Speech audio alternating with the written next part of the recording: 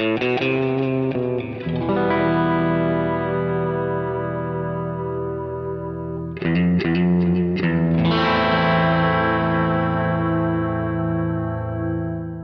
listening to Mark of the Maker.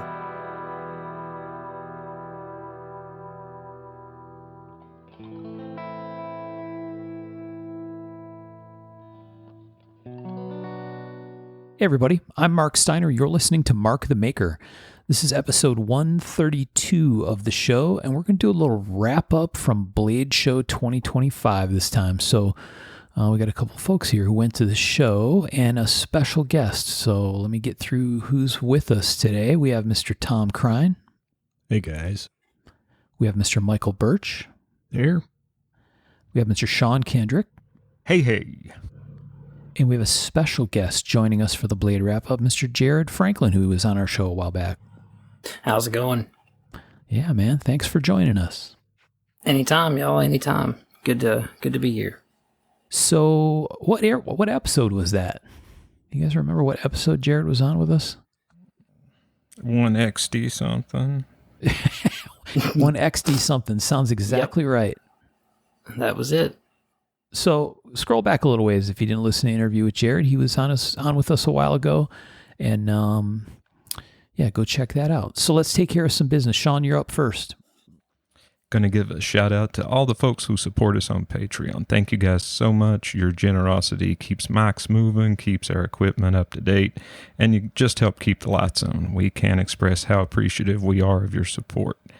And if you guys would consider, head over to Patreon and search up Mark of the Maker. And if you would like to give us $1 a month or maybe a little more, every bit helps, and we always appreciate it. And if you want to help us out without having to spend any money, rate us and give us a review on whatever service you listen to, or you could hit every service and give us a big 5-star and a killer review, because all that helps with getting the word out there, getting us in front of more people, and that really matters for getting us traction and just keeping the show rolling. And again, thank you guys at Patreon, and now I'm going to pass it over to Tom. It was really good to see Josh from Paladin 33 at Blade Show. He was just down the aisle from me, which was very handy. He had a lot of cool stuff. He's got some new oiled canvas material that he's using. Really cool. I think I saw pictures of that. Yeah, he gifted me a little money bag, which was really handy. It fits in my regular bag, or it's got a separate belt, but it was that material, and that material is really cool. Josh also had a bunch of other stuff like prototype cutting boards and stuff at the table. This guy's thinking outside the box constantly. He's got a lot of cool stuff going. So check out his stuff.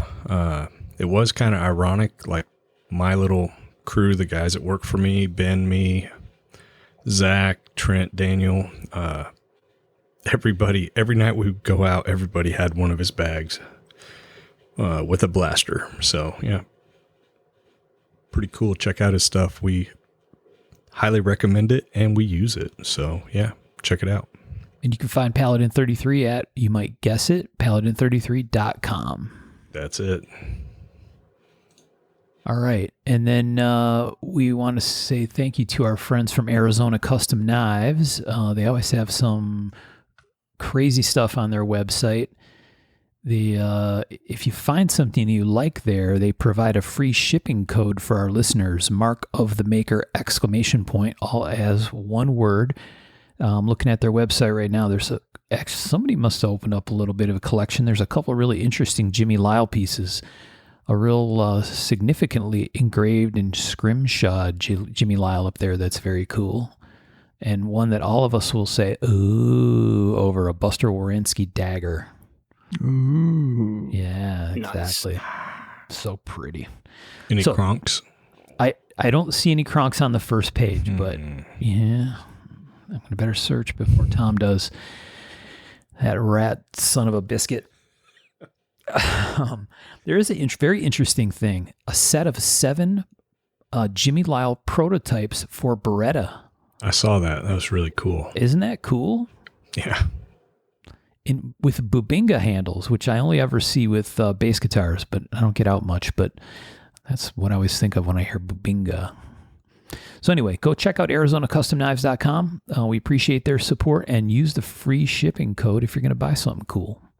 Totally doesn't come to us when you use that code. It definitely does not. No. But we buy our stuff there anyway. We do. Mm-hmm. All right, Michael, you're up. Oh, yeah. Now's the time to start thinking about the Pacific Northwest Custom Invitational Show. This has been on a few years now, and this year is it's going to be pretty awesome. They kind of up the ante every single year.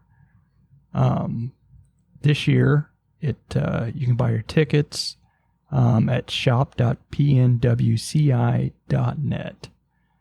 I'm trying to get to their homepage to get to the actual date here. And it is August 2nd on a Saturday. And possibly there might be a Tom Crine sighting.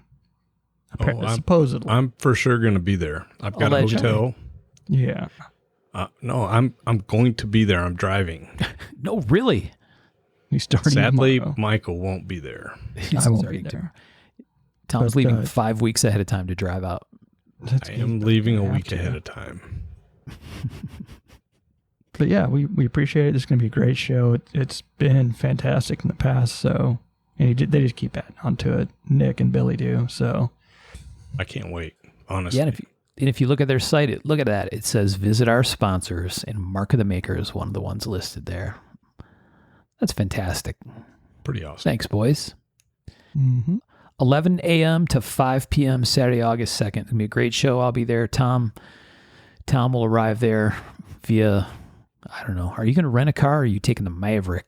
I'm taking the Maverick, dude. Now we're talking. Yeah. No, I'll be in my plan is to leave a week before, and I'm going to be in Bend, Oregon at Luke's house on Monday night, Tuesday morning. Nice. That'll be And then fun. we're taking a class with Billy. And then I'm going to the show, and then I'm going to Chris Crow's in San Francisco. Yeah, man. Our buddy Chris Crow. And then I'm driving all the way home. Right. It's going to be a righteous road trip. No doubt. Join us in Seaside, Oregon, people. Mm-hmm. And then last of our sponsors is Giant Mouse Knives, www.giantmouse.com, just like it sounds. They always have a bunch of cool stuff over there. We've talked about this knife before. I'm going to talk about it again because with their, in their fine graces, they've provided us one to give away, a Giant Mouse GM13 with the Hawksbill blade. So we have one of those to give away, and we got another knife to give away. So definitely check the website, check our Facebook group for information on how to enter those giveaways, and highest of possible fives to the Giant Mouse guys for hooking us up with some free stuff to give away. I got to see Jim at Blade. That was really good. Always a pleasure to see him. And he had a great booth set up, and got to meet the crew other than Jesper. So, yeah. They got a bunch of people now. It's pretty wild. Yeah. Yep, they're doing great over there at Giant Mouse. They got lots of stuff in the works. I got some inside scoop on some stuff they have happening. It's going to be real cool. That's all I can say. Sworn to secrecy, people. All right, Blade 2025 wrap-up. So Jared went and Tom went. The rest of us sat around in our draws in the evening instead of being a Blade show. We definitely missed you guys. It's not the same when everybody isn't there, you know. A lot of people are choosing to go to other shows, and things change. It seems like things changed since COVID. So yeah. A lot of people weren't there. Still great time though. Let's talk about the run up to the show. Jared, what about you? What about getting ready for the show? How much ahead of time did you start? How many knives did you take? Give us the skinny on your lead in. Let's see. This year, I tried to get started a good deal before I did last year. Like last year, I think I started a month and a half before Blade. Like that was a terrible idea.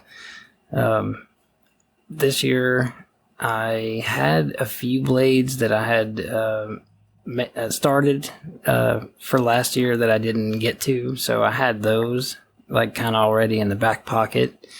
So I started this year with already, I don't know, 3 or 4 knives already heat treated. So I ended up having 13 total, and I would say I got going about 3 months, I would say, before Blade. And so, I was making Blade Show knives while still filling orders and doing stuff like that. So I wasn't just working on Blade Show stuff. Yeah. Knife makers everywhere are recoiling. Oh my God, 3 months. Yeah. Some of them start a lot later than that. Yeah. I'm sure I'd take a lot longer than most knife makers do. I don't know. I think I do. But it's really hard for me to pump them out fast like that. I just like to do stuff slow. I don't know. Maybe I'm just lazy. But when I get to moving too fast, that's when I mess stuff up and I have to go, start all over again. And I really don't like to do that. Yeah. I would, based on the population of knife makers on this show, I would say 3 months, even dedicated 3 months to do 13 would place you in the upper half. Really? Of the population. Well, as far as speed. This year I did mainly EDC knives. Most of them were under 8 inches, fixed blades. So last year I did some medium-sized stuff with thicker materials and stuff like that. This year I went all thin, and I did probably half of my blades were only ground on one side. And I did that so I could make them faster and put the price lower as well. I wanted to be small and smaller price this year, and that seemed to work pretty well. Right. It seemed like from watching your Facebook group, you're doing a lot of maybe pocket friendly, is overstating it. Yeah, carry friendly kind of stuff. Mm-hmm. I've had a lot of people tell me that pocket fixed blades are pretty hot right now. So I've been trying to keep everything in the EDC range. Did Tom say that? Oh, he might have. Pocket fixed blades. Do what? Did Tom say pocket fixed blades are hot? They're always hot. They're always hot. Always. All right. Well, I like it. Sorry, I was eating a chicken nugget. I was all in. Why am I not surprised? Oh, goodness. All right. Well, I saw the pictures as well of the spread on the table. It looked awesome. Thank you, man. Thank you. Was the show good for you? It was really good, man. We sold, 11 out of 13. So that's good. Awesome. Yeah, I mean, last year we only sold 3 different the entire time. I only had 8 knives last year, and we sold 3. So this year was, significantly better. It was a huge improvement. And we'll talk about it later, but I felt that whatever they call it, baller room. Mm-hmm. It was pretty happening, man. It seemed like it really the energy in there was like out the roof. Yep. I think we'll talk you're right. about that, but yeah, it was. I went over there a couple times and I was just like, "Whoa, this is awesome." I know that at one point it was newer people or people that were later ads. Maybe that was just the first year they did that, but it seems like in follow-on years they were starting to work more people that had been around longer into that room to kind of try to help mix it up and drive some traffic. Is that the case today or this year for 2025? Was there good traffic in the room?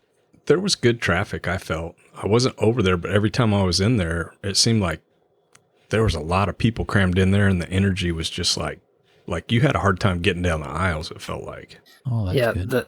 the traffic in the baller room this year was probably double what it was last year. I thought. Oh wow. Yeah, I mean it was a lot. And it AC wasn't- actually worked. Yeah, it felt nice in there. Last year it seemed like the only day that was really bustling was like Saturday, and but we had pretty good traffic up until like the last couple hours on Sunday. Wow. What was the overall vibe like when you got there? It seems like it probably always feels like Blade Show. Every time I've been to Blade Show, it's like, oh, yep, this is Blade Show. There's just a certain feel to it. Same? Or I'm jacked changing the crowd week, is a little the different? week before I'm jacked. Like Yeah, 2 weeks before I'm jacked. Everybody there seemed really excited to be there, and for me, this is only my second year exhibiting, so my head's in a million different places, and I'm just trying to take in all the awesome stuff I'm seeing, and it's tough, man. I mean, even just the baller room, it would have taken me a whole day just to go through there and really look at everything. And I still didn't get a lot of time to walk around. I walked around a little bit on the last day, but still really nowhere near enough time to take in what there was. Yeah, the reality, I think, is if you attempted to walk every aisle in both rooms and the displays out in the hall. No displays in the hall this year. Oh, that's weird. 0. Interesting. Yep. Even without that, it would take you probably half a day just to walk all of it with the traffic, the foot traffic in the rooms. I did it several times. It was awesome. Wow. Several times. Pretty much hit every single aisle in Blade Show at least once, multiple times. But yeah, anyways, sorry. All right. Tom's making multiple passes out here. Mm-hmm.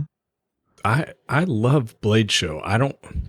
There's nothing quite like Blade Atlanta. Now, don't get me wrong. It's not my favorite show probably because you don't get, there's not as much time, but as far as like everybody in the room, except for you guys, I mean, it just seems like this is the show that there's so many people in the room. I mean, it's the biggest one by far. Yeah. So. Still Blade Show. And right. What's that? Materials and all the old cool shit you get to look at. I feel like there was more materials this year than have ever been there. It seemed like everywhere you turned around, somebody was selling micarta or wood or something. Yep, or some kind of crazy resin scales or... I skipped those tables. Yeah. Tom's a prude. I'm not big on the resin ones either, but I know sometimes he I'll bought look a at them. bunch and he's just trying to throw us off his scent. Right. He doesn't want people following him around because he's going to actually buy stuff when he goes on pass 3 through Blade Show. Passes 1 and 2 are inspection. All right, so the vibe of the show was good. There's excitement, lots of excitement. That's always a good thing. It looked like the crowd was lined up kind of crazy as usual. Oh, yeah. Yep. There was a big old line on Friday. I feel like, no, I don't know the numbers. I haven't talked to Alicia or anyone. I feel like the numbers maybe were a little smaller this year than last year. But I personally felt like there was more excitement and money in the room. That's just my take on it. Okay. I'd have to agree with that. It seemed like people were doing more buying this year. Yeah. It felt like there was a lot more excitement. I don't know. I really felt this was probably one of the best Blade shows since the pandemic, personally. But yeah, it was fun. Maybe that makes some amount of sense, right? Yeah. Yeah, everything's getting back to somewhat normal, if you could say that. I also think there's going to be more shows this next year than any other year for a long time. I think there's a lot of shows coming up. Like a lot of little shows, it seems like. What's the one in Connecticut, the Lehigh or something like that? And a lot of the little local ones seem like they're popping back up. Yeah, they go I like, heard- like It's good. private. I want to call it private shows. I don't know why, but like separate custom makers or EDC guys doing their own type of show, which is cool. But Correct. yeah, I think there's a lot more of it than there has been. Yeah, I agree. Almost like little pop-up stuff, little small group stuff. Yeah, which I think it's really fun and whatever. But every single one of them kind of takes away from the bigger shows because you're like, why would I? Yeah. True. I'm one of those guys that's always going to go to Blade Show Atlanta just because it is Blade Show Atlanta, and I haven't missed one since 1991. So, that show to me has the best like feelings just from my experience over the years. I think Blade Texas is probably one of my favorite shows right now as far as the actual size. It feels like the old Blade show, from 20 years ago. And I like Fort Worth, so Right. That doesn't hurt. no, it's a great venue. Has anyone been to the Blade Show Tactical? Where is It's that? the first. Apparently, it's going to be in South Carolina in November. I did that Oh, last year. Is that the one they had last year? CanCon. It's at CanCon. CanCon, yes. I had never heard of it, and someone brought it up to us, and I had no idea what they were talking about. Yeah, I mean, that show was a tough one if you're selling. First, because it's the first show, right? So a lot of people didn't know about it. There wasn't a lot of people going to it, it felt like, that were knife centric. So that made it a little tougher. The awesome thing was that's a really cool show because, I mean, how often do you get shoot a belt fed suppressed? Yeah, that's what they it's have really machine cool. guns and stuff. Yep. Yeah, I really enjoyed that just because I got to shoot a lot of stuff that I hadn't shot and talk to people about the firearm side. Yeah. So I didn't care if I sold anything there. I did, but yeah, it was a little slow. I think it'll get better. Right. It definitely has potential Yeah, more of a crossover show, right? for sure. Well, that's awesome, Jared. I'm glad you planned ahead and were able to have knives and make sales. I mean, that's always, if you're selling stuff, it's always a lot more fun than if you're not. Oh yeah, definitely. It definitely kicked the spirits up for our team. Yeah, man. Going from 3 of 8 to 11 of 13 Yeah. first 2 years seems very solid. Nothing to Yeah, complain hell about. yeah. And deserved. If we were Yeah. spreadsheet people, that'd be one hell of a percentage that I'm not going to do. Don't make me make a chart. Those are good business numbers, as business people say. Yeah. Hell yeah. Now, our Blade Show prep was a little bit different because we're not very smart sometimes. Ben did a little bit of prep before, so he had a few knives, but he went to Peru and got back on Saturday before we left on Wednesday. Oof. And I was like, all right, I'll see you tomorrow, Sunday. And he chose not to come in on Sunday because, who works on Sunday? Crazy people. But Monday he came in. I'm like, dude, you only got like 3 days, so you might want to take a small bite and start finishing stuff. And he started 10, and I'm like, do simple grinds. Instead of simple grinds, he pushed himself on every single one of them. And Tuesday he started over. And I was like, well, here's these blades, do these, just do simple grinds, get them done. And he didn't. He did complex again, and he ended up not getting anything done that week. Oh. Which is fine. He had stuff to take, but it's kind of funny sometimes what we do to ourselves, right? Did you lord it over him? Like really rub it in? Yeah, man. I figured that would not be the good thing to do. But it was the right thing to do. It's your right as a father to do. You're supposed to do that shit. It's like, I know, right?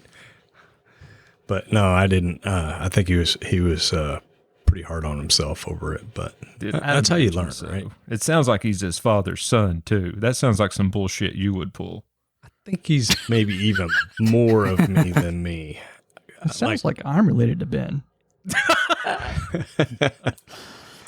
So the exuberance of youth. I love it.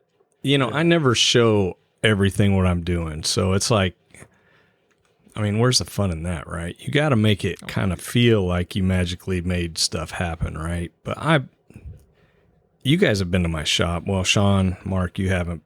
Michael, you have. I've got stuff everywhere, and I'm constantly doing prep work. So when it comes time, I'm 50% of the way there. And this year I started 2 weeks before the show, which felt like I had all the time in the world. Yep. So I was able to finish 14 knives for the show, and I had if you have the prep work done, they go pretty smooth. And so I kind of pushed myself and wanted to bring higher end stuff, and so out of like the 14 I brought, 11 were Damascus, I think. So yeah, had a fun time, and I feel like I brought better stuff to a show than I have in a very long time. So I felt good about that. So great show. Like I said, the energy in the big room, I feel like the energy in the big room was down a little bit compared to when I went over to the baller room. Yeah.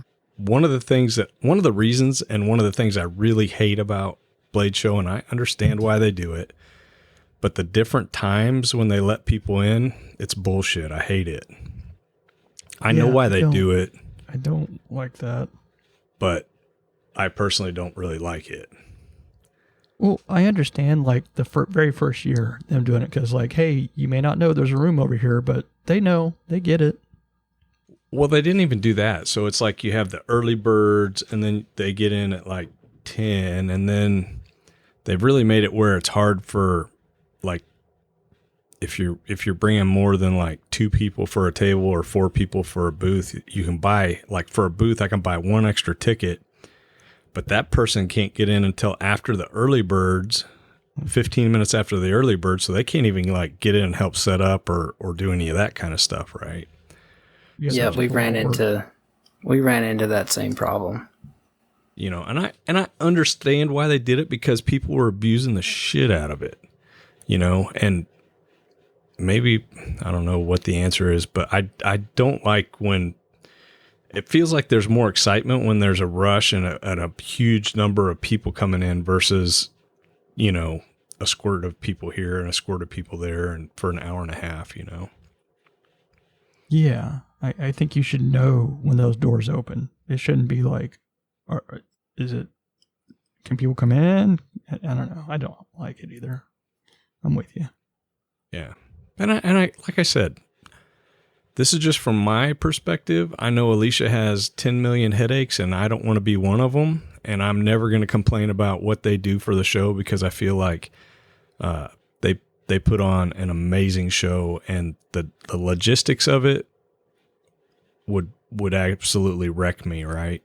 So props to them, and I know they're trying to make money. It's a money making thing for them. Makes sense to sell an early entry, but I'm just saying I don't like it.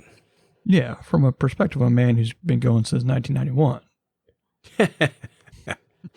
Yeah. But overall, the show is illustrating great. Something of that scale is crazy, right? Dude, I can't even imagine the people camping for like almost a week, and like the people in line, right? And like having to hand out numbers so because they couldn't spend the night, I don't think, and so they'd have to show back up at a certain time and show your number to get back in line and stuff. What a crazy thing it is, I wouldn't want that job at all. No, and she does it with grace, So, props. She would be a fun one to get on here, probably. Yeah. It'd be interesting to hear some stories. Yeah, hear it from the other side. Right. So, but yeah, great show. We did great. Zach even made a few knives. Zach made 3 knives and was able to sell sell 3 knives at the show. So that was fun. He hadn't been to a show since 2019, I think. So Wow. it was kind of funny because people, last time they saw Zach, he was a fat little kid, and now he's not, you know. You know, he's 21 and like 6 foot tall and like $150 or something.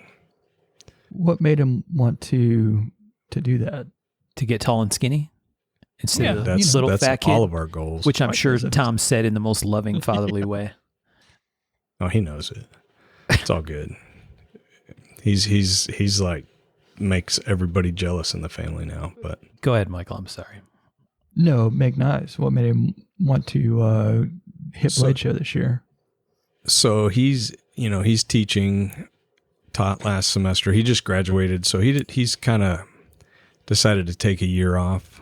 And saying that, he is currently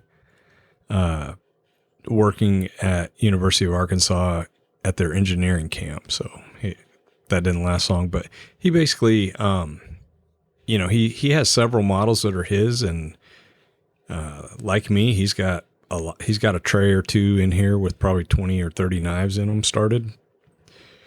And yeah, I think he wanted to make some money Right? and get some knives out. So yeah, Mark had it, make some money. You had me at teacher. I understood. And he enjoys being in the shop and building stuff, and his designs are really, they're good. So why not? That's awesome. Our friend Dan Bow bought one of them. Oh, So yeah. So we all had a good time. The only problem is our booth is built to fit in the Outback. Okay, so we have to drive the Outback, but there's only space for 2 people. So Ben decided to ride down the next day with Daniel and Trent, and they were trying to work all night, and I don't think they did very good working all night. yeah. So, but yeah, you learn that too. I was going to say that rarely pans out in any situation with the whole work all night, stay up 36 hours kind of thing. I'm right there right now. It seems like such a good idea. Right. Seems like the only option at sometimes, and you're like, Yeah, we'll I don't get ever this done. think it's a good idea. I think it's the only, it's a drastic measures type shit, right? Mhm. But yeah, it's funny. Like I saw people sharpening their knives at the show, like at the grinder places. You know, it's like holy there's always people that are making sheaths in the rooms or hand sanding stuff in the rooms. Wow. What's their names? Let's call them out. Yeah, no names.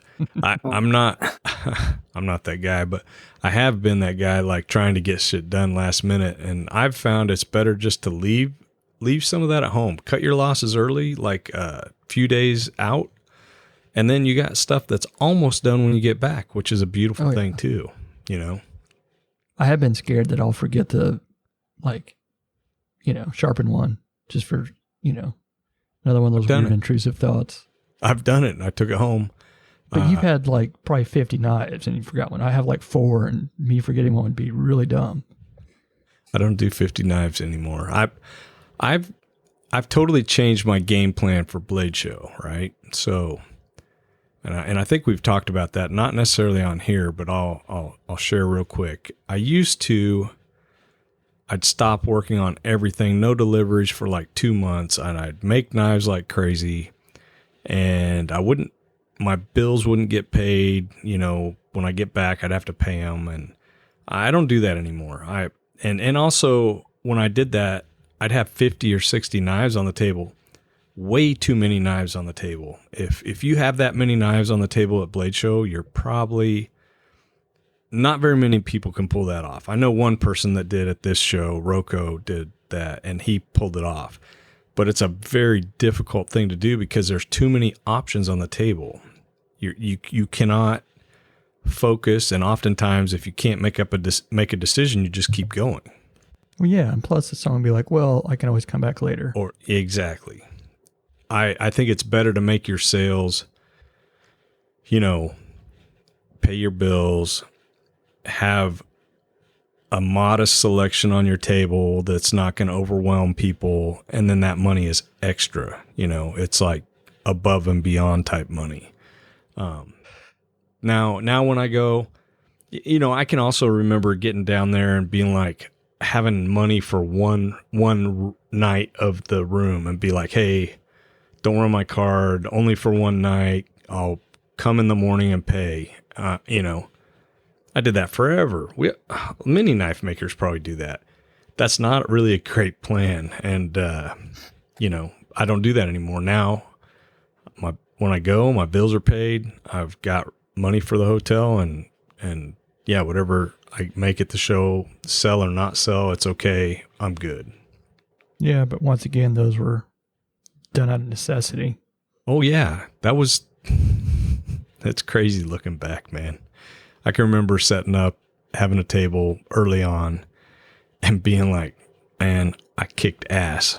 I got like $1,200 in my pocket, you know, and that's still not bad. Don't get me wrong. It's always nice to have $1,200 in your pocket, but my table, my booth cost, I think is like $1,700 or $1,800 now. So, and the hotel's like $1,700 or $1,800. If you make $1,200, you're not breaking even. Yeah, but mother of pearl sets were $70 a piece, and you know. Yeah. Whew.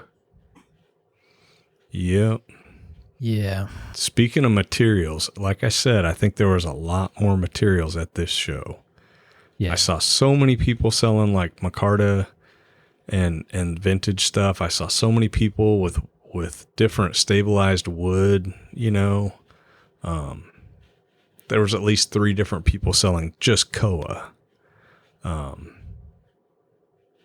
And like I talked to New Jersey Steel Baron, and I also talked to Niagara. It sounds like the CPM issues are going to go away pretty quick. I don't know if you guys are up on any of that. Mm-hmm. Sounds like what's going to happen is the CPM steels are going to be made in France now, I think is what they were saying. And billets are going to be shipped to Niagara and rolled in the U.S. So I also heard XHP is going to be done the same way. Billets are going to be made in Europe. Maybe not. Some stuff was going to come from France. I think some was Sweden, maybe. One of the countries up north. But yeah, Carpenter's going to be sending XHP. It's going to be available again, which is freaking awesome. I love that steel. Yeah. And options are good. Options are good. So right now, if you can make it through the dry spell, sounds like there's going to be some good steel options coming up, or more. You know, right now they're trying to find CPM stuff it's not out there. So Birch does not put French CPM 154 in his next sale post. I will be sorely disappointed. I'm just excited about the guys that want to be like 100% everything USA. Be like, well, actually, you got a little France in there, buddy. A little Frenchy. Yeah. I heard they never mind, I won't say anything. Anyways. Bite your tongue, like Tom. that? You didn't even have to edit me. I edited myself, Mark. You're well. Thank you, I should say. Sorry. Right? Thank you. Self-editing. That's the new Tom. That's the new Tom. Self-editing new Tom. It's like Tom on AI. Same old Tom. Yeah, exactly. Exactly. All right, let's get Jared's take on this whole thing. You talked about your show up and get moving. What happened, Jared? You guys, I assume, drove down from your place. You met your buddy there that came out of Texas, or did he come with you? My buddy Mike came down from Illinois. So Okay. Yeah, my buddy Mike lives in Illinois, and my other guy, David, he lives in Texas. So okay. Mike drove down from Illinois to my house in Kentucky, and he stayed with me for 2 nights, I think, before, just hanging out and helping out with odds and ends. And mainly I was making sheaths for like the last 2.5, 3 days. Yeah. my favorite thing to do. So yeah, he was helping out with that, and then we headed down early Thursday morning, and we stayed in a B&B, which was about 20 minutes from the Cobb Center. So last year we had stayed right across the street, so we just walked over. But I think I liked this way better, the B&B, and driving, because we got to go by Dunkin' Donuts, get some coffee. And yeah, David came up from Texas, and we all met at the B&B and all stayed there together. Well, that's fun. Yeah, it was cool. David brought his family, and then Mike and I were single dudes. So what about, so you went in and set up, and then the show officially opens on Friday, right? Yep. And how was your Friday? Was that your bigger sales day, or was Saturday bigger for you? Saturday was bigger, but last year on Friday we didn't sell a thing, and this year we made 2 sales on Friday. Yeah. So it started off a lot better this year, and it just continued to get better. Saturday, of course, was the best day. Nice. Yep. And I'm sure Sean coached you on this answer, but how many of your knife sales as a percentage would you attribute to your appearance on Mark of the Maker? I would say probably 90% of that. So thank you guys. Jared's a plant. I was just waiting for kidding. 0. 0. Give us that hard flex. None. I estimate Not a approximately. one. I actually I saw a decrease in sales. I would have sold 13, but I had 2 people say, "Oh shit, you're that guy from Mark of the Maker." Fuck you. Yep. I had Feel 2 that. people return knives, and they cited the fucking interview. I heard you. I heard you on this pod. I heard you on the Mark of the Maker. Here's this fucking knife back. Shyster. I don't even want the money. Just take the knife. People saw Tom at my table, and they just gave me a wide berth. Scared him away. Right. Exactly. No, that's probably true. You know why, Jared? Because he For was real. jacked. He was jacked for 2 weeks before the show. Hell yeah, he was. Tom's like the ShamWow guy or whatever. I did get confused with some new guy, Michael. Apparently, Joe Flowers came up to me and gave me a hug in the pit. I know Joe, but I don't know him great. I know him better now, but especially after that warm embrace. yeah, I got a hug, and he's like, "Man, you're looking good, man." And apparently, he thought I was the new editor for Tactical Knives magazine. Oh, Damn. Is We- Tactical we- Knives still doing a hard copy magazine? No, they're coming back. They're going to be all digital. Wow. Huh. So, yeah, that's kind of exciting. That was one of my favorite magazines. But Yeah. yeah, there's another one of us out there. Made a new friend. That's right. Right. A new doppelganger too, apparently. Mm-hmm. All right. So you guys sold stuff on Friday. Tom, that was basically your show, right? It was Friday? Yeah, just Friday. And then Saturday you launch off into emptying that fancy new wax canvas money bag that you got. Well, I'd actually, Thursday, I'd gone around and done a lot of I hit Fine Turnage, and some other places they had bags. So Friday I went and picked most of that stuff up. So, but yeah, Saturday was awesome. Had a great time walking around Saturday and Sunday. Yeah. It's very fun for me to just talk to new people, and I met quite a few. I got a list of new people to check out. Nice. But yeah, when we get to that part, I'll share. I don't know what part that's going to be. You'll have to let me know. New Cue me people in. meaning like makers that you hadn't seen before or talked to before? Yeah, new makers that kind of caught my eye, and I appreciated their work. Yeah. That I hadn't really noticed before. All right. Jared, Tom's anxious to do the who's who. Do you have other show stuff that you wanted to talk No, about? I'm not. I'm Parts of I'm your just saying. Let me know when. Not necessarily. Just whatever you guys wanted to talk about is cool with me. Do you think, Jared, that most of the customers that you had at the show were new customers, or did you have some repeat people that already were collecting your work? Well, I had one guy. Actually, it was a pair of guys, buddies, came up last year, and we had a bunch of display models as well. So my buddies Mike and David, they bring their personal knives, and we put some of them out and for handle or whatever, and then put a sign that says "not for sale," that you can order these or whatnot. And these two guys came up and they ordered one of our Murdoch models last year at the show, and then same two guys came back this year and bought a blade. So that was nice. Cool. But yeah, we saw several people that had come and seen us last year, but most of them were new. Awesome. And were they people that were like seeking you out, or did they seem like people that just kind of found you in the show walking around? And I want to say they were all just, like they were all just people that happened upon us. I don't think anyone said that they had, seen us and that were looking for us. Yeah. So I don't think we're quite there yet, but hopefully soon.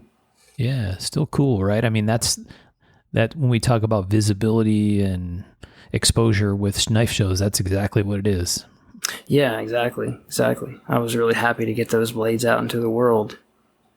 Excellent. Yeah, new customers are awesome because that's just like, I don't know, it's like finding a whole new, I don't know, just spreading out, I guess. It feels exactly. Good. Yep.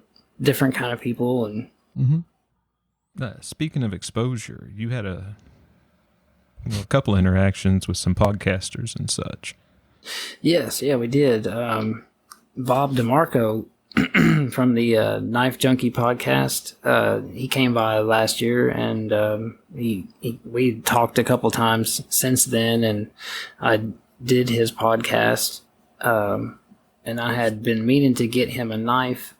I had one started that was separate than the Blade Show knives, but I didn't end up getting it done prior to Blade, so I just brought it with us. And so the night before the show, I texted him, and I told him I had something for him to come by and see us. So he did, and I gave him one of our gunfighter models, and he put it on his show and kind of showed it off a little bit. So shout outs to Bob. We really appreciate it, man. Nice. And it was really cool. Paul Poella from American Shooting Journal stopped by again. I had sent a gunfighter to him, and he's going to be doing an article on it in his shooting journal. So we're looking forward to that. Another celebrity that stopped by was EJ Snyder from the Naked and Afraid show. Yeah. So that was kind of cool. Very fun. And another podcaster was Jared Neves from Neves Knives. He's a pretty big knife influencer guy, and he came by again and did a quick interview. So, we're getting out there slowly. Yeah. Dude, that's the thing, it's a marathon, not a sprint. Yeah. No such thing as bad exposure other than the exposure Birch was cackling about when you said exposure earlier. That segue, I was like, where are you going with this? Aside from that, what happened in the pit? Yeah, right. Yeah. Wouldn't be the first time there was a dick swinging in the pit. I'll just say that. I'm sure not. That's the only reason I go. I mean, what? Did I say that out loud? Sorry, I thought I muted the mic. All right, Tommy, you got your list of people that you saw or met or that you wanted to talk about? You've been very patient. Yeah, man. I'm easy. For someone who's so jacked, you are very patient. I'm still jacked. Still jacked. Yeah. So I Already just sent you a link. Iron Lion Blades. This guy is, what's his name? Adrian, I think. What's his name? Aiden. That was pretty close just offhand. Birch loves his profile picture right off the bat. We're good. Go ahead. Right. He had a couple really interesting knives. One of which, let me send you another link. He does what he calls a serrated S fighter. This knife looked really funky, like basically very angular. I picked it up, handled it, felt great. Really, really kind of different, right? But one of the things I thought that was really cool, he had some bayonets that would actually like slot onto a bayonet. I just was looking at that. Yeah, so I really want a retro 590 Mossberg shotgun with one of those bayonets mounted underneath it. A Mossberg with a bayonet would be fucking cool. Right? One of the trench got gun, one. the retro one with the wood stock. I don't have the wood stock. That's what you got, Sean? I don't have the wood stock, but I've got a 590 with the proper bayonet on it, the M7. Oh, yeah. That's cool, right? I think a shotgun with a Yeah, it's bayonet cool. is the coolest thing ever. Dude, that's cool as big titties and stuff. Yeah. Yeah. Yeah. That's Maybe. pretty cool. I don't know. So So anyways, anybody who wants to find Iron, it's on Instagram at Iron Lion Blades, all one word. So Yeah. Jared, if you want to pull it up and look at them while we're talking about them, these are really Yeah. cool. That the bayonet is awesome. right? I mean, it's also kind of angular. Yeah. It's upside down like it should be. It's leather stacked handle, a little skull crusher. I don't know. I felt his work was really good and seemed like a really nice guy. And looking at his Instagram, yeah, his work is there. I would recommend checking out his stuff. It's really cool. I would probably not have picked the cover picture he did for that bayonet post because it makes the knife look oddly proportioned. Right. Because But when the you go to second that other picture- pictures, it's like, oh, damn. Yeah. What This was thing the not second tiny. name? Iron Lion, Lion Blades. Here, bud. I'll send you a direct link, okay? And I think I he's got it. out of Got it. Connecticut, maybe. But yeah, really, really nice guy, cool work, stellar work, and a little bit different too. Like not the same lines you're used to seeing, which is Yeah. pleasing, right? Yeah. Another one. This is from Michigan, Mark. I don't know if it's in your neighborhood, but Morris Knives. I think yeah, I yeah. might have touched on them a little bit. We've talked about Morris Knives a few times because of the cut and shoot stuff. Yeah. So he had the cut and shoot book, and basically the one they make that's like it. Yeah. It's only like $800, man. It's I know, like very affordable. pretty freaking cool for a cut and shoot. Yep. So I won't dwell on that too much, because we have mentioned it, but really cool I think stuff. actually somebody picked the boarding axe, the cut and shoot boarding axe as one of our picks or something. Yeah, real cool stuff. Bridger Forge Blades is the next one. Bridger Forge Blades. Yeah, let me send you a link. Jared, have you seen that guy's stuff, Michael Morris? I was Also just sent looking the at link. it. Is it the father and son Morris? Yeah. Okay. Yeah, I'm looking at some pretty cool stuff. The axe is badass. That just extra cool. So also cool, all these that I'm talking about were in the baller room. Really? Oh, Yeah. really? These were all there. So this guy is from Lincoln, Nebraska, which is where I'm from, which was kind of cool. His work, wow, absolutely mind-blowing. No doubt. If you click on that link and click on his Instagram, yeah. his work, like there wasn't anything close. Young guy, really clean work, like amazing clean. Colton Arias is his name. Bridger Forge. That interrupted wire is pretty rad. What's that? Yeah. The interrupted wire on that buoy Yeah. with the scallops. That's fucking cool. His work was amazing. Like, if he's not a master smith, he's on his way, right? So She his looks work. like it. his work is there. Mhm. I would highly recommend checking him out. early. Get in early, right? Let's see who else. Really nice fittings and stuff too, right? I mean, he's got integral guard stuff, but like the fittings on his fancy stuff are very nicely done. And it all looked good in hand, Tom? Yes, it was some of the more impressive work I saw. Wow. So, all right. that for what it is. All right, next one is Thacker Knives. This guy was also in the baller room. His work was really clean also. He had a little Puko, not the EDC, but another one. Where did I see it? Was it in the gallery? I don't know. He had a little Puko that I really liked. On Instagram, maybe, yeah. Yeah, maybe on Instagram. Desert ironwood handles and stuff. I think this one had like moss or birch, maybe. Okay. But very nice. Where's his Instagram? Oh, there it is. I finally found the little thing. Yeah, that's the same model in the desert ironwood there. Yeah. He had one in moss or birch that felt really great in the hand. His kitchen knives, pretty freaking awesome. Like, felt really good in the hand. Everything you want in a kitchen knife, right? Yeah.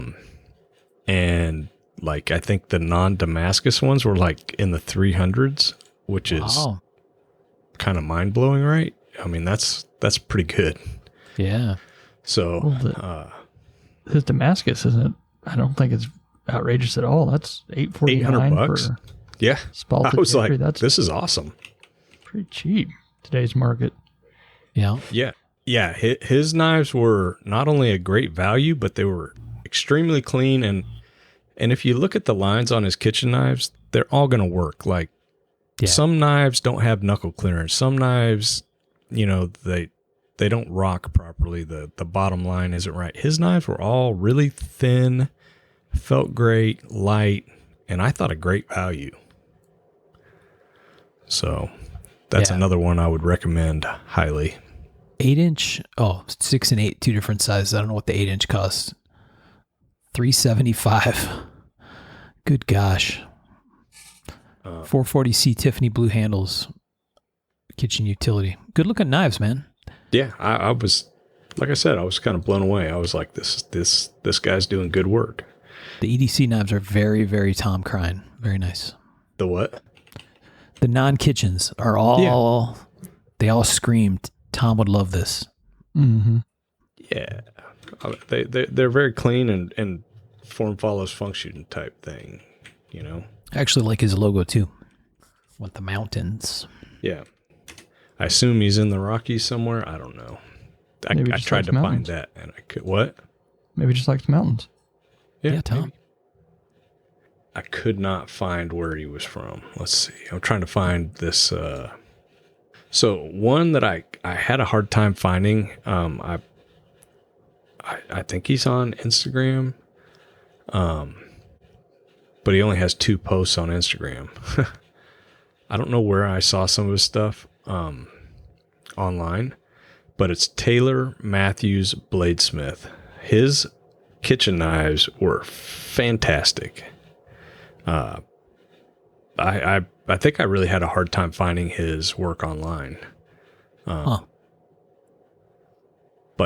But if you could find his work, his kitchen knives were stellar. Also very reasonably priced. I was just trying to find it, and I can't. My notes don't make sense, so. Oh, well. Confused by your own notes? It's not the first time. I bought a hammer from this place. I talked to him for a while. Gnome Hammer Forge. Gnome like a garden gnome? Yeah. Have you heard of him, Michael? Sean? Anyone? Jared? No, sir. It sounds really familiar. I may have talked to him. He was right down the aisle from you, I think. Within 1 or 2 aisles. He was on the corner on the other side from you, I think. I think this dude had like 50 or 60 hammers there. Like overachiever. But I picked up the shop hammer.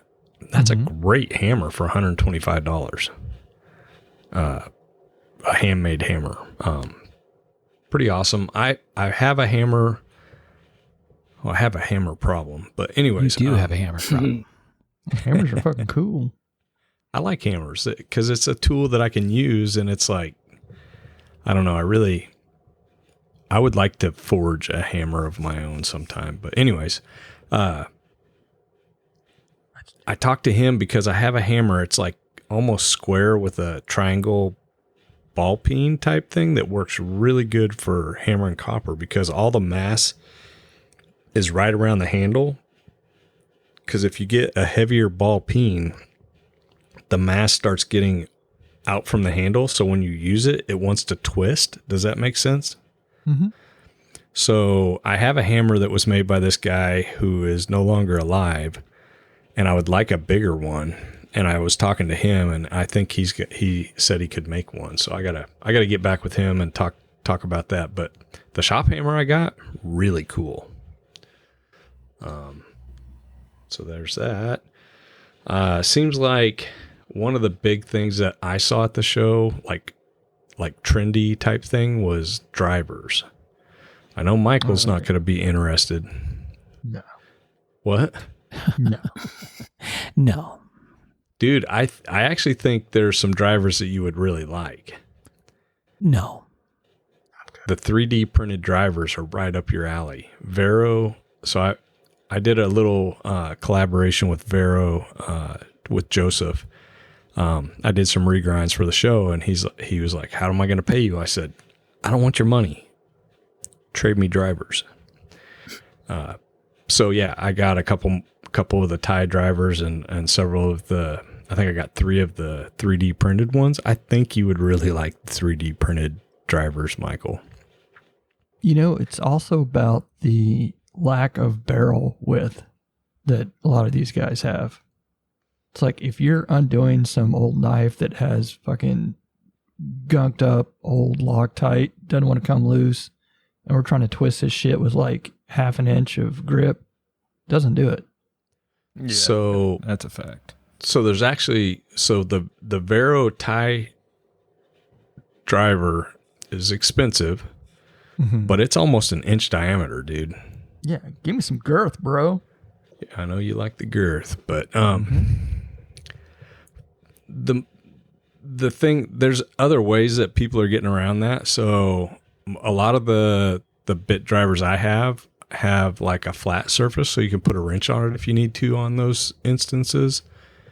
And some of the new ones also have like the bearing is held in with magnets also, and there's a shaft on it, and there's a hole in the actual handle that you can stick that shaft in, and it makes it into a T handle. Yeah, so those are kind of cool. I don't know. I get that, but I also just have 2 hands. I don't want to fucking make it harder. But I think for the majority of the people, it's guys just taking apart, Yeah. I've got a bunch of drivers on the bit at any given time, and I know that certain ones have certain bits, and I don't know. I really like the heavier metal ones because it allows you to spin when you're removing the screws. Another company that had drivers was Griffin Company. They had some pretty cool drivers. They were also in the new room. I really like the Vero drivers. They're quite nice. But yeah, that's pretty much the makers that I spotted. I bought materials from the kind of the standard people, right? I always call them Culpepper Mother of Pearl. It's actually knifehandles.com now. Joe and Christy always have fantastic jigged bone, some of the best stag in the room, and obviously pearl and stuff like that. But picked up quite a bit of stuff from them. Charles at Fine Turnage. I got a new material to try. Have you guys heard of Grip Tech? I've heard of it. Yeah, it I sounds think familiar. I even felt some of it. Yeah, so they were in the small room. It's got the little rubber pieces in it. Yeah, and it looks like it machines good. So I got a couple samples to machine. They've also got glow in the dark and different stuff, but I got some to try to machine. So I'm gonna throw that in the machine and see how it mills. Knife handle supply was there. Got some cool micarta. All the vintage suppliers were there. Yeah, that pretty much sums up my walk around makers and materials. Oh, not quite. Sorry. I got to meet Mariano Yanami. I think I guarantee I slaughtered that. Do you know who I'm talking about, Mark? I don't think so. He's from Argentina. I picked up 2 knives from him. I went looking for him because I've got some of his work already. And I Mariano Yanani, Yannoni. Yeah. Okay. Yanani. Yep. I picked up 2 pieces from him. His work is fantastic. If you're not familiar with his work, check it out. It's absolutely stunning. You might have talked about his stuff, Tom, when you, maybe during Blade Show or something, you sent us a message talking about his work, maybe. Yeah. I think it looks familiar to me. I've seen at least 3 of those knives before that I'm seeing on Instagram. And so for the kids at home, on Instagram, at Mariano, Mariano, Yannoni. Sorry, Sean, go ahead. no, I've seen them, and Tom talking about them would have been the pretty much only way, I believe. Yeah. Or he showed us his haul, and I think I asked That's what was that one with the skate. Yes. You're right. Yeah, there you go. Dude, thank you. That would have 8 holes in my head. Yeah. Because that's pretty rad. It is. Yeah, those 2 knives were amazing. That gives me 3 of his pieces now. And I'll be on the lookout for more. I highly recommend checking out his work. Who's the automaker from Javier? Argentina? Javier actually translated for us, so that was kind of cool. No His doubt. stuff was phenomenal, like crazy. It always is. Shit's so good it pisses you off. Oh, Well, yeah, dude. yeah, He's just there's on like a whole no other flaws. level. It makes me feel bad, but yeah. Yeah, I look at my hands, I'm like, why can't you fucking do that? Do better. Yeah. Not even from a fucking flawless standpoint, from a creativity standpoint. Mm-hmm. There's just And some their gears autos. hitting in his head that I ain't got. Yep. Yeah. Really, really cool meeting those guys. It's a good Met Sean. some of the guys from Poland, which was really cool. Yeah. Jacob actually shipped knives to me and had me take them to the show. Oh, Jakub Sokowski? That guy that we've talked about Yes, I before? think so. Yeah. Really good maker. Absolutely clean work. He gifted me a knife and I was blown away, and it's a really good knife. Like, I'm once again blown away. So yeah, had a great show. Is this Mariano? Is he doing that handle engraving with a laser, or is he doing that by hand? On the carbon fiber. Yeah. He's got a CO2 laser, Nice. which is really cool. Yeah. Like good looking and something to grab onto. I like that. Really good texture. Yeah, for real. And to be honest with you, those meat forks he has with the carving knife are pretty fucking cool too. Dude, I I'm telling love you, the kitchen texturing. knives he did, I Texturing, picked up some. They're amazing. Yeah, those meat forks are badass. What else we got to talk about? We want to talk awards. Sure. Since Tom was a dignitary on the scene. That was a fun time. Yeah, I mean, let's go through them. I mean, There's some really cool stuff at the show. The overall knife of the year and imported fixed blade was the 3D printed UG Tools Tiny. What a cool knife. Like the sheath is printed, the handle's printed. Really, really cool little knife. You guys see that? Yeah, I just pulled it up on Blade website. All right, so these are titled 2025 Knife of the Year Award winners. So this is not customs. This is production and, yeah, I guess basically production stuff, or I don't know. Let's roll through them, Tom. Tell us about what you saw. Yeah, so the winner for the overall knife of the year and imported fixed blade, so 2 awards, was the UG Tools Tiny. It's a fixed blade. It's remarkably thin. I want to say it's Magna cut at like 64 or some kind of crazy number, which Wow. I personally don't recommend. But the cool thing is the handle is printed titanium. I mean, that's kind of cool. Yeah, that is wild looking. The sheath is also printed, so I don't know. I thought it was pretty cool. Yeah. So then moving on, American made fixed blade of the year went to Benchmade. That's a good looking knife. The sheath is a hybrid, which is interesting. Kydex leather hybrid. This knife is everything a knife should be. It's thin, pleasing shape, and yeah, I like it. What do you guys think? Yeah, looks good. Good Yeah. looking knife. I dig it. I like the sheath. Yeah, Yeah, a little dude. horizontal that locks in. Is it like instead of a clamshell of Kydex, is it literally 1/2 and 1/2? Yeah. Okay. Yeah, I think that's Interesting. actually the case. Huh. Huh. I wonder why. Yeah, I don't know. Maybe so the blade doesn't get scratched, On and one you side. get the locking retention. Yeah.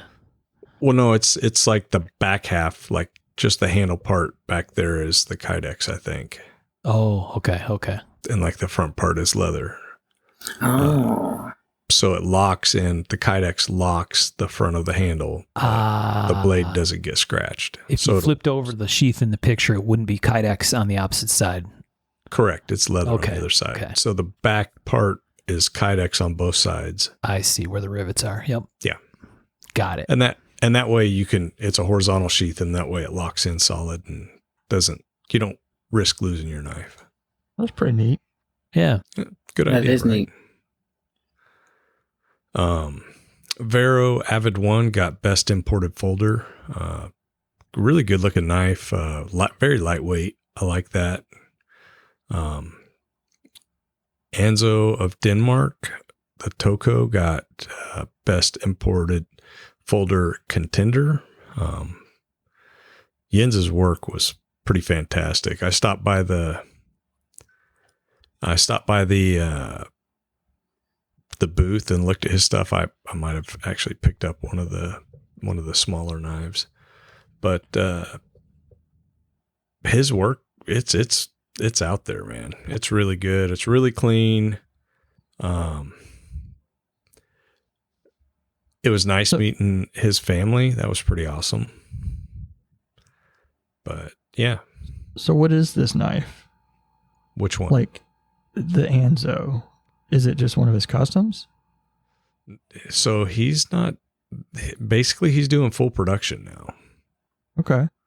So this is machine ground in his shop. Everything's done in his shop also. Yeah.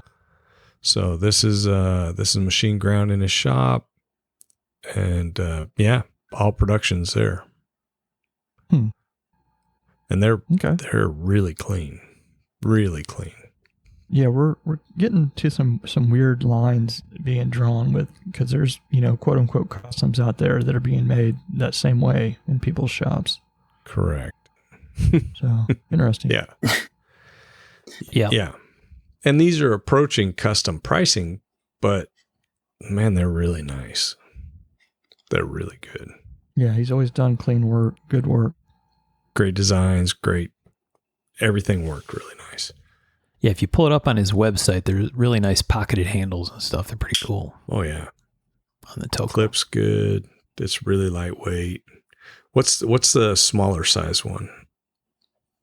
I can't remember what the don't name recall. is. I didn't know if you're on the website. I picked just up opened that one. Yeah, I got the smaller one flipper he does. Yeah. In green canvas. And it's a fantastic knife. All right. What else we got, Tom? American Made Folding Knife of the Year, Heretic Knives Wraith Auto V4. I find that to be a very pleasing looking knife. Got kind of an old school vibe to it. Reminds me of some of the old Masters of Defense stuff. Yeah. Mm-hmm. Yeah, and the clip point kind of pulls a little different vibe too. Yeah, Masters of Defense. Those are fantastic knives, man. The Hornet. What were some of the other ones? Those were pretty awesome. Dude, I can't remember names. I remember the designers. Yep. James I still Keating, look for them every now and again on eBay. Grace. What was her C.S. name? Boggs. Yeah, Michael Janich had one. Jim Watson from the UDT SEALs. That was all of them, Association. right? That's all 5. Is that all 5? Okay. Freaking awesome. We're awesome. Yeah. It was interesting to see most innovative and imported design came from Worksharp, which is not really, it's a knife adjacent company, right? But this was pretty neat. So you could buy this as a manual, and it also came with the gear to take it apart and put the springs in and turn it into a auto. Really? And it worked pretty good. And they're really done well and really a nice little knife. Huh. And it's I the same think there's Worksharp people that make the little mini grinder sharpening rig? Yeah. So yeah, that's what I'm saying. Knife adjacent, but not Right. really knife making. So kind of cool. I think you can also, I think Chris got one of these, Chris Crow and Chris Muller, I think. I think you can adjust there's 2 settings for the power on the auto, and it locks open and closed if you go manual. Pretty neat little knife. I think the handles are magnesium. It's got a built-in fire starter. Right. Just kidding. I don't think that's an intended use. Drag that baby on a rock. Well, guess what? I don't care what the fuck they intend. It's my right. goddamn knife after I pay for it. It's Sean's survival, Tom. They're really, they did a good job. So yeah. All right. Yeah. This next one, I can see smoke coming out of Tom's ears on this next one. Like, oh my God, what a good adventure that I could go on and use this thing. These were actually pretty cool. I think this company was looking for somebody to kind of team up with. So hopefully they figure something out. But these came with like a trainer blade. Explain what it is. This so next funky thing. It's called Sleeping Tiger Tigress. And this lady designed it. And it's basically worn on the wrist, like underside. And when it's all loaded in there, you can like flip a thing and it pops into your hand, and then you can open it. So it's a little defensive knife. Yeah, interesting. These people, ironically, when Zach and I got there and set up Thursday, we walked back out to the car. We had to get like 1 or 2 minor things, and they were out there unloading. We had no clue who they were, and I'm one of those guys that studies the floor plan and like looks up stuff, right? Because I'm stoked, right? Woo, Blade Show. Anyways, Totally jacked. Yes, but they had this was their first Blade Show. They didn't know where they were going. They were in the small room, ironically, also. And me and Zach offered to help carry stuff in for them because they weren't going to make it with what they were trying to carry. Yeah. So we carried, and they'd never been there before, and they're like, I'm like, where's your table? And they're like, we don't know. We got a booth, but we don't know. And I'm like, what's the name of your company? And they told me, and I'm like, oh, I know where you're at. Let's go. So Wow. we carried a bunch of their stuff in for them, which they seem very nice people. So pretty cool. I think Tommy's good deed for the day.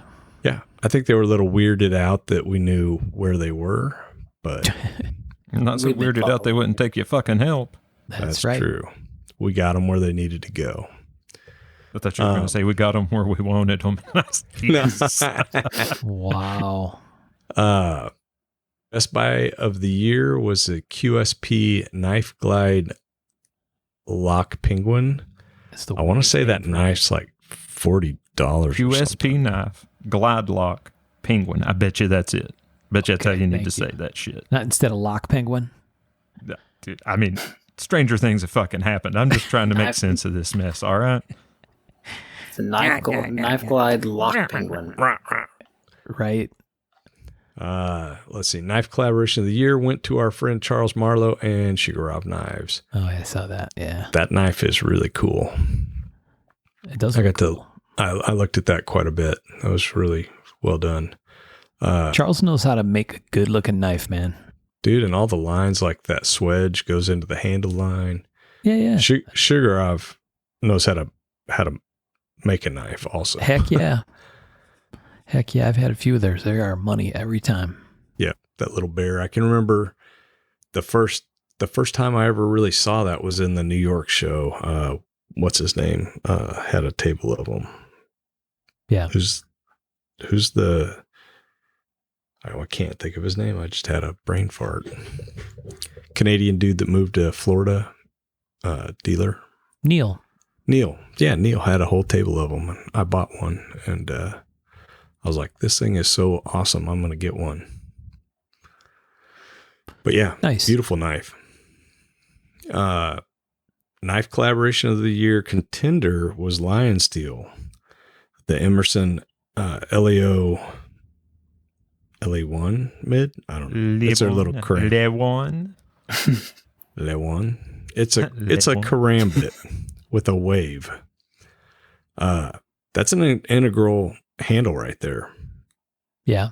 Pretty wild. It's really well done with the ring and everything included. It's all Looks like it's a flipper, too. it's all that, man. That the workmanship on that was pretty remarkable.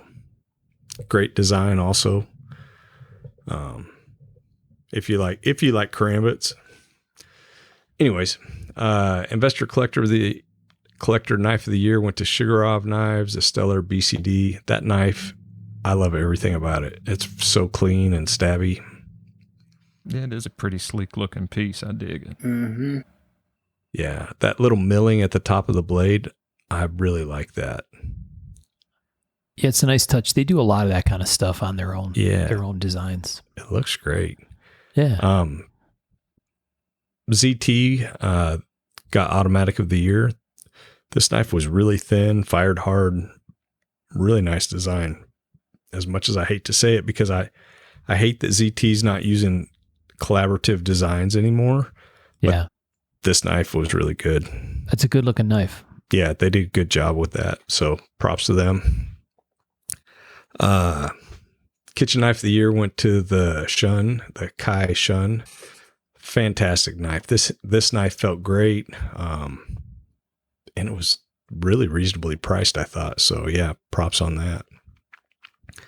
Excellent. And no surprise, Shigarov got Manufacturing Quality Award.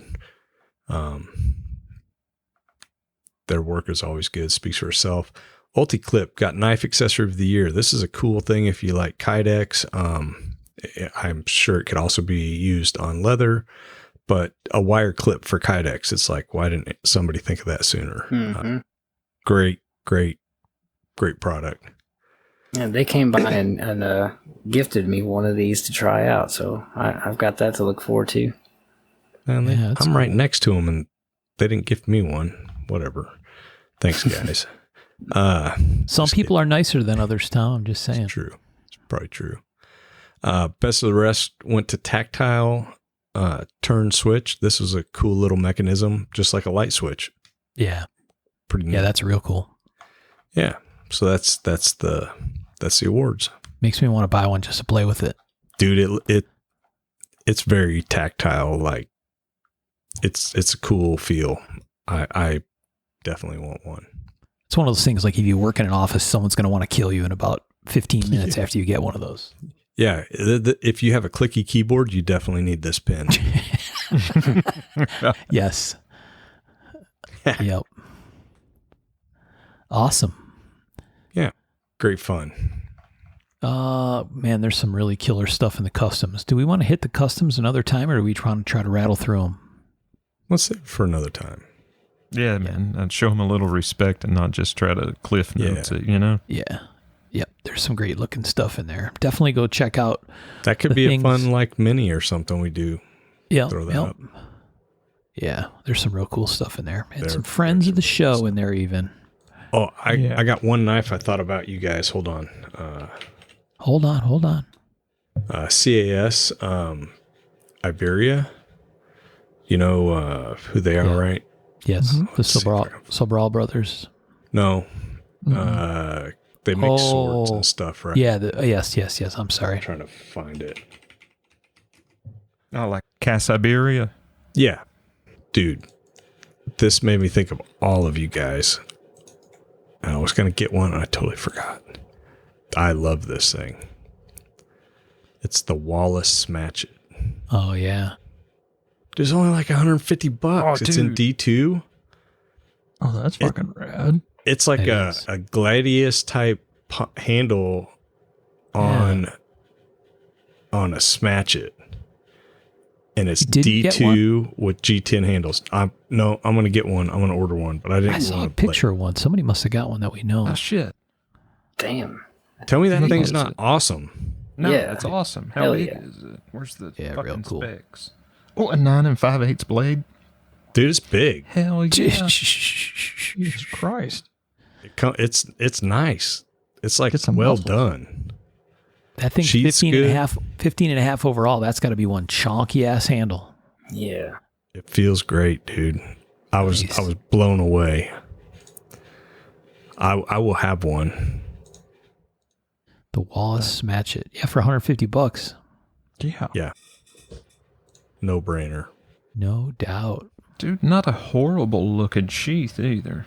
No, the sheath was great, dude. Like D2 G10, pretty nice sheath, and felt great in the hand. Like this thing can do business, right? Yeah. For like yeah. $150. Everybody needs one. I'm Was really it wide surprised. enough? You didn't Was the buy blade that. nice and wide? Well, I didn't see it at their table, and I never found it, but I did Oh. look it up when I got back online, and I'm going to buy one. Dude, for $155, it's hard for me not to roll dice on it, you know? It's not a dice roll, I'm telling you, dude. It's good. That is I'm just thinking about the dimensions and how broad that blade is. Like you said, Sean, that thing's got to be a beast. It is. I'm telling you, you want one. Okay. Okay. I was like, Yeah, this, discard. we all need these. It weighs 1 pound and 10 ounces. That's it's pretty substantial. More than We a all pound gotta- and a half. If we got to work out, that's okay. 5 Felt millimeters. really at the good card. in the hand. So, yeah, I wanted to share that with you guys because I knew you would like it. 200,000s Yeah, dude, 200,000 is a nice thickness for that. for something that big, for sure. Yeah. I'm telling you, Sean, you'll dig it if you get it. Oh, man, I'm digging it in pictures. I'm getting one and sending it immediately to Tom for a regrind. Nope. Nope. Cool, man. I wish you guys would have been there, but it's been fun talking about it with you guys. Yeah. Yeah. What, Jared, did you bring anything cool home? Materials, I assume?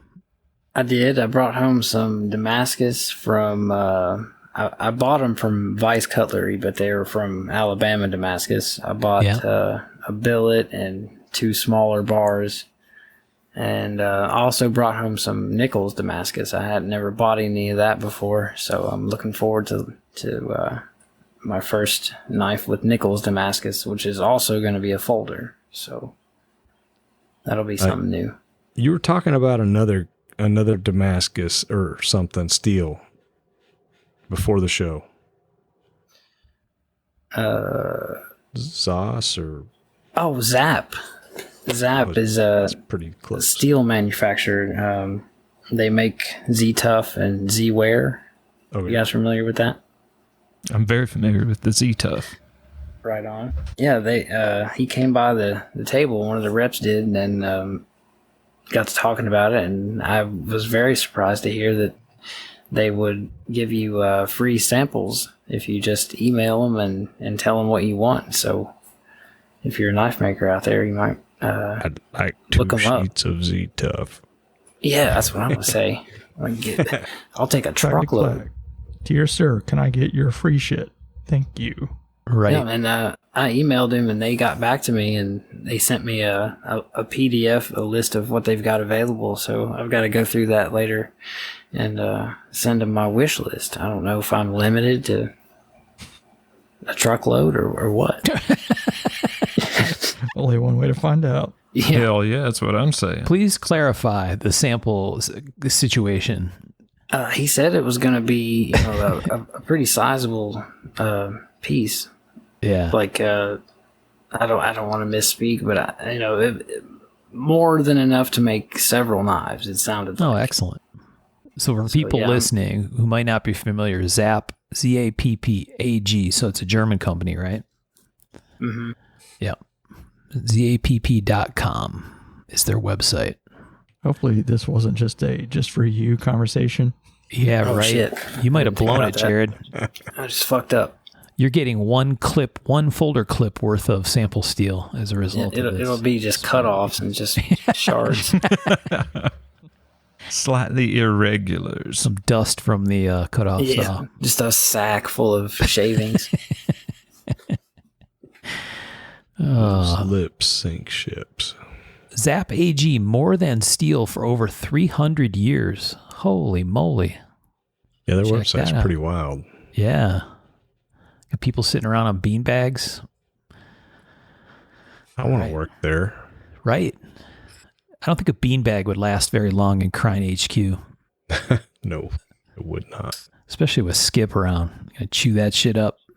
He's actually not a chewer. He's actually pretty good about that. Yeah. Anything else, Jared, you brought home that you want to talk about? Anything cool? Anything you're really looking forward to trying? Mainly just that Nichols Damascus, and Yeah. that's about it. That's about all I brought home. I like I said, I didn't get to walk around to shop very much, and I kind of had the material places scouted out where I was going to head, and just kind of went there with a couple hours of the show left. Was the sales rep that came by Chip Zenough from Zenough? Enough's Enough? Sean knew I couldn't miss that with all that Z-Wear or Z-Tough. He knew it was coming. Zenough. Enough? Yes, Zenough. Nah, I don't remember what his name was. I feel horrible that we have to finish our show on that. Yeah, No, well. I Tom, don't. That's awesome. You can't. How many times have I referenced Enough's Enough on this show? Chip Zenough, dozen at best. Maybe you should email him and tell him to make a steel called Zenough. That's a good idea, Oh my actually. I God, like that's it. marketing gold. Ding, ding, ding. That's That's how much you that's get. it right there. Being announced at Blade Show 2026. New proprietary steel, Zenough. Zenough. Free samples. How much do I get? Zenough. Zenough. You get exactly Zenough. It's a German company. That's exactly what it's going to sound like. This is absolutely enough for you, son. Okay. No questions. Tom, did you have anything out of your ginormous haul? I don't think you can go through this whole list. We'll be here till tomorrow. Nope. I had a great show. We'll leave it at that. I got a couple cool axes from Liam Hoffman and a lot of stag and mammoth. Dude, And I'll Coke. tell you what. Let's do a mini. We'll talk about the Blade Handmade Awards, and then Tom can give us a rundown on this pile of cool Ooh. shit. That's a good Yeah. idea. I got beef. Uh-oh. Uh-oh. What? Oh, we'll talk about it at the mini. Oh, we'll get into it. Believe you me. Hell yeah. Keep them wanting to hear that mini. Good job. All right. I mean, if we're going to fight, let's fight. Don't take that laying down, Michael. I just got beef, man.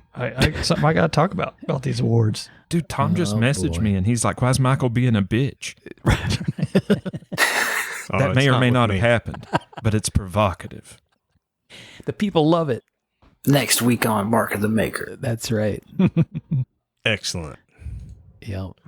It's like some WWE commercial Hell yeah. for the next tournament. All right. That's right. Oh, dude, I wish I had John Cena's intro music queued up. Yes. All right. Very fun conversation. Yeah, we'll do a follow-up with all the crazy shit Tom bought and all the customs too, because the customs are definitely worth talking about. So great idea. Cool. There's some good stuff there. All right. Well, thanks to our friends on Patreon. Thanks to the folks from Paladin 33, Arizona Custom Knives, the Pacific Northwest Invitational Show, and the guys down at Giant Mouse. We appreciate your support, fellas. Thanks, Jared, for taking the time to chat with us, man. We appreciate you. Dude, thanks, anytime. I Dude, always appreciate great you to having have me you on. And my buddies Mike and David say hi, everybody, and thanks for having us. All right. Oh, yeah. Pleasure is ours. All right. I think that's it, fellas. We'll talk to everybody next time. Bye, y'all. Thanks all. Take care, folks. Thanks for listening. Later.